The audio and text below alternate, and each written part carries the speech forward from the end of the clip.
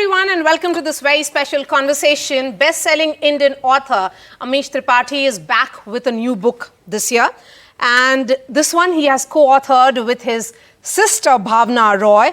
It is titled Idols, Unearthing the Power of Murti Puja. Both of them are here in the studio. Thank you and welcome to NDTV. Thank you. Thank you. Thank you. It's a family project and a second one after Dharma. After Dharma.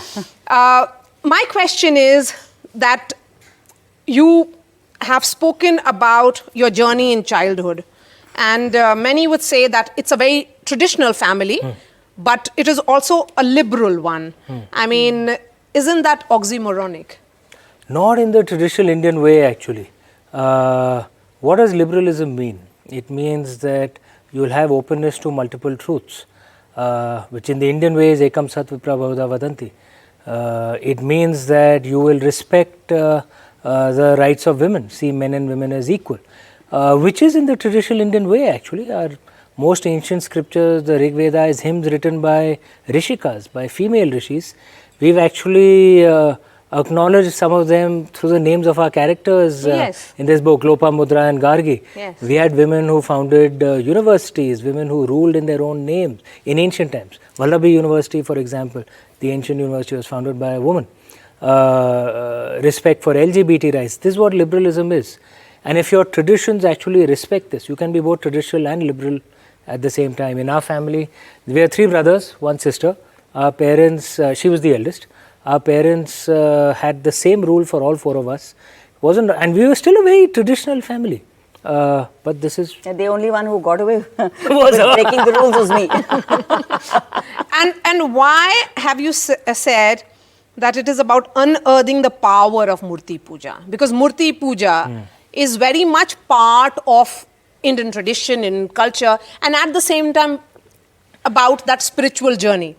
Spiritual journey and Murti Puja or idol worship are often seen as parallel journeys, ones that do not converge. Then how do the twins or twain meet? So, in India, I wouldn't say this is so true about Bharat, but in India, there's a sense of, the heart gets pulled to our Devis and the Devatas, and the mind wonders what you're up to, what are you doing, worshipping stones, worshipping trees, worshipping rivers. So the mind questions what the heart is irrevocably drawn to. The questioning of the mind actually is rooted in the doctrinal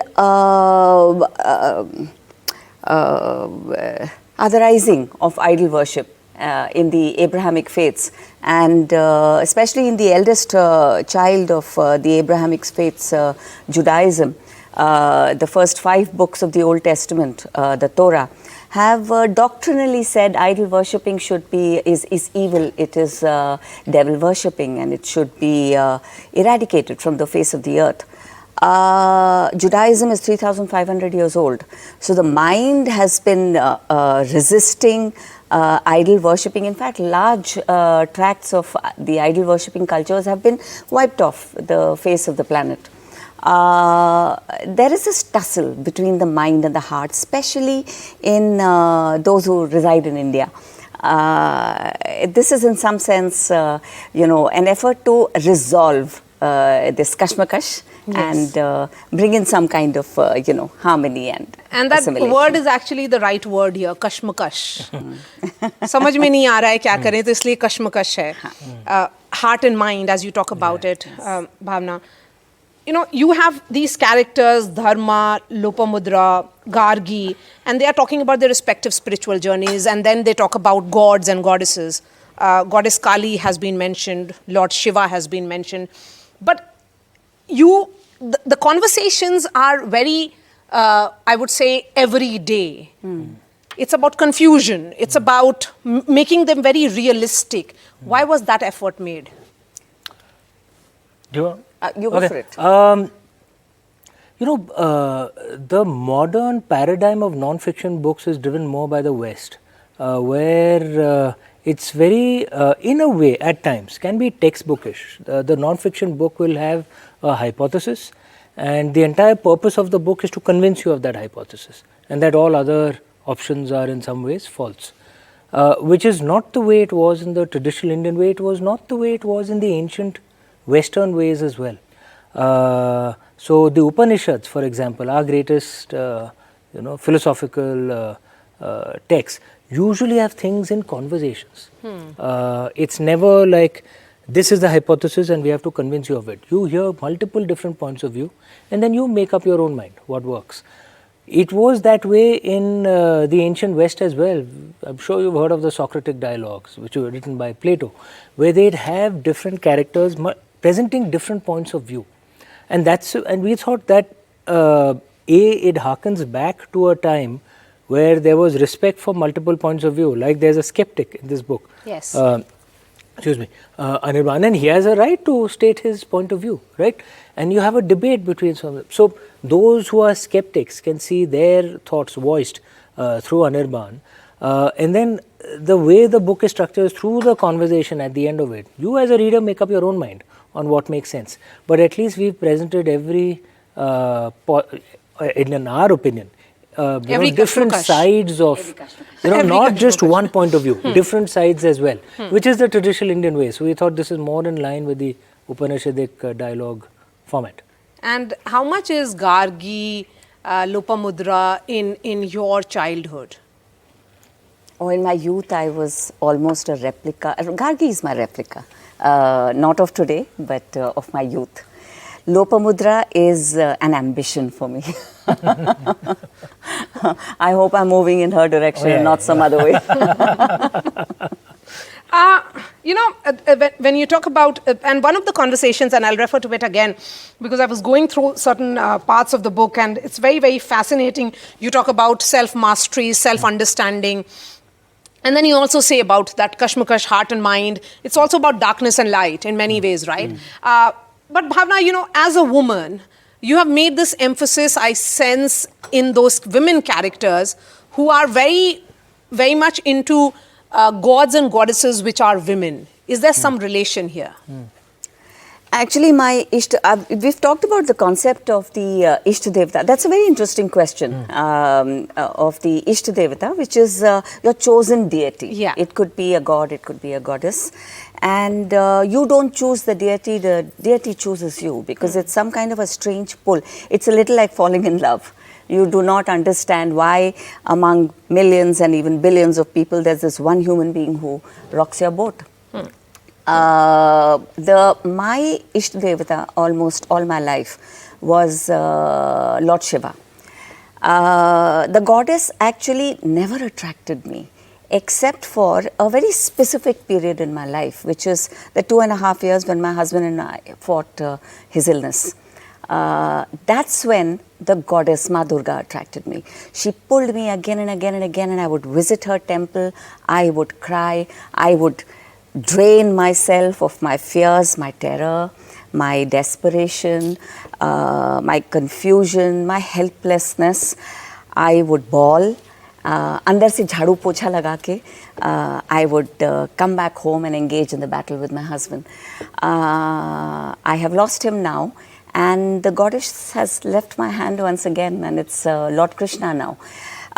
My mind does not try and understand the mechanics of it all. My heart shows me the direction. That chosen deity? It's and that or is, the deity choosing you. I think that's beautifully put. I would agree with you, Bhavna. And what happens is the kind of person you are, then the divine who helps your spiritual journey kind of appears. Look, I'm by nature a rebellious, slightly anti-elitist kind of person. So for someone like me, Lord Shiva is the natural, God. My elder brother, Anish Dada, likes order, likes compliance. He's that kind of guy. So obviously Lord Ram attracts him. Ashish, my twin brother, is a flamboyant, fun-loving, very happy-go-lucky Lord Krishna, right? Yes. It's a reflection of one's personality. And then you get attracted to a large extent, and then you get there. And what resonates, so it's not always like my bhabhi, for example, Anish Dada's wife, Meeta Bhabhi.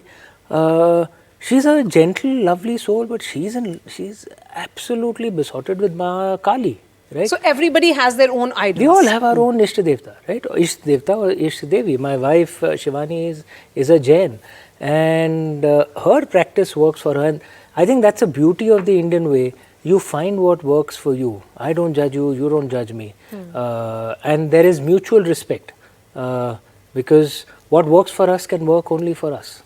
And Donnie, my other bhabhi, Ashish's wife, is a Christian. Yeah. A happy Christian. So Jesus has joined our tandem. Yes. How wonderful.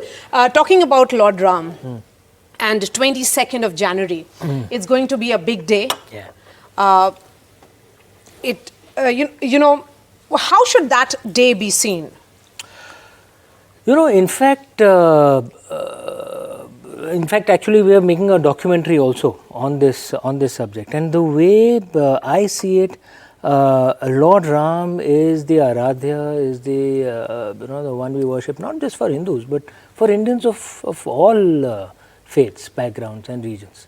Across India, if you ask people what is the best way a nation should be run, practically everyone will say Ram Rajya. For me, the Lord Ram temple is actually a moment of unity for all of us to come together. If we are united, Indians are freaking unbeatable. Usually invaders have beaten us because they didn't need to beat us, we would beat ourselves, right? Because of our internal divisions. And to me, that's truly the message of Lord Ram. There's a lovely, the way he conducted himself, of course, through his life, even those who would be enemies. But there's a lovely Lok Katha in UP, Bihar, where we are from, when Ravan lay dying. Lord Ram told Lord Lakshman that go and learn from Ravan, because he may have been our enemy, but there's no doubting the fact that he was a brilliant intellectual. And then he told Lord Lakshman, since you will be learning from him, you will show him respect, right? And that, to me, shows the kind of character Lord Ram was. That's what we should try and imbibe and learn from. We shouldn't just worship him, we should try and learn from him as well. You've used a very interesting word. You say that it should be seen as a day of unity, 22nd of January. Ram Temple has had a long, acrimonious journey. True. One which will be seen in the political history of India in a very different way. Should 22nd then be seen from not a political prism, but more from a civilizational shift kind of a prism? For India, this is a moment. Politics, spirituality, economics, everything goes into the civilization. But at the top of it all is our civilization. That is beyond everything else. And there's a lovely line, there's an archaeologist called K.K. Muhammad, whose work actually played a role in proving that there was a temple. And in fact, part of our documentary, we interviewed him. And he told us this wonderful line that I don't see this as a Hindu-Muslim issue. I see this as an Indian foreigner issue. Babar was a foreigner, it has nothing to do with us. This is an Indian civilizational issue. It's such a beautiful way to see it. At the temple, when we did part of our recording, in some ways it was very inspiring. We recorded transgenders at the Kanak Bhavan, who are devotees of Lord Ram. Yes.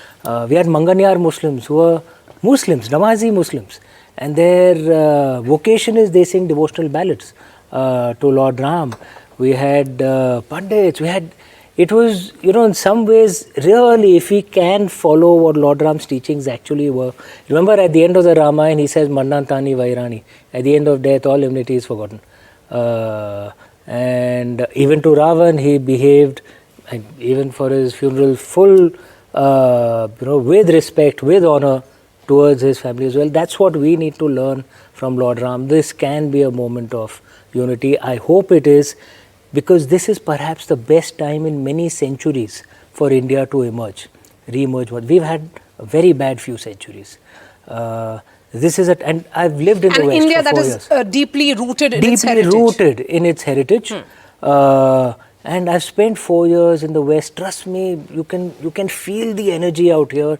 The only ones who will stop us is we ourselves. With our internal divisions, we really need to be united.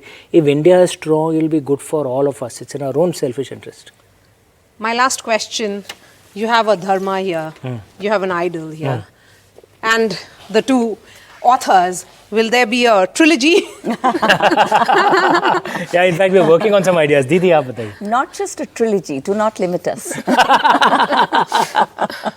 We have several projects in our mind, both in the area of, dharma and actually Indian culture. Together we are going to explore Indian culture ourselves and share our explorations with all of us. Your final thought. I want to give you, as you know, I've always had this tradition of giving the final words to the women on my panel. So you get the final words. Well, in that case, I should bring in the goddess. So to complete the circle from Ram Lala to the goddess, and then us civilization, to some sense, who we are. My mother is a pronounced goddess worshipper. And we used to live in this hick town called Kanspahal, very close to Rourkela in Odisha. And close to Rourkela, there was this very tiny Tarni Ma temple where Mummy loved to go, in fact, once a week she went to Tarni Ma temple. We left Rourkela, 40 years back? I must have been around 11, 12 when we were in Rourkela. And to this day, Maria, once a month, in Rourkela we had an uncle called Iqbal uncle. He used to work with our father, and every once in a while he would come home to tutor the twins. And once what would a he month, teach?